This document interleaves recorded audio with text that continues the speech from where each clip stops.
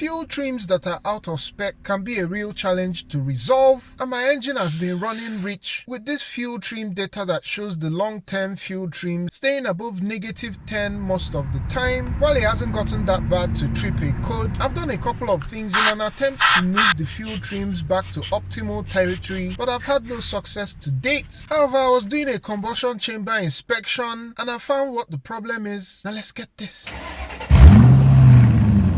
Just for background, you want your fuel trim data, particularly the long-term fuel trim or the LTFT, to be as close to 0 as possible, ideally below minus or +5. Negative figures simply mean that there's more fuel in the air-fuel mixture and the ECU is having to adjust the activity of the fuel injectors to reduce the amount of fuel in this mixture. The other thing I also noticed in my case of running rich is that the LTFT goes even further negative with rising RPM. I clean my MAF and map sensors annually, and I also changed my air cleaner element on a schedule, so I was pretty sure the problem wasn't coming from either of those. I was doing some other inspection in the combustion chamber and casually decided to take a look at the injector spray tips, and I found the cause right away. You can see here in cylinder 1 that there's some fuel drips coming from the fuel injector, and that tells me that the injector is leaking. I went ahead to inspect cylinder 2 as well, and right here, even though it's less pronounced, some evidence of fuel pulling up in this area. Cylinders 3 and 4 were dry and had no evidence of leaking. Leaking fuel injectors also explain why the fuel trims become more negative with rising RPM, and this is because fuel pressure increases with RPM, and as you would know, the higher the pressure, the more pronounced the leakage would be. I also know it's not the fuel pressure regulator because just looking at the actual versus the commanded fuel pressure readings from live data, they look quite comparable and are not out of spec. I've gone ahead to order a kit for off-the-vehicle cleaning of all the fuel injectors in this car. That video should be interesting and you may want to follow along to know the moment it hits so that we can get to the bottom of this. Hope this has been helpful. Do like, share, subscribe and turn on notifications if it has, and I'll catch you on the next one.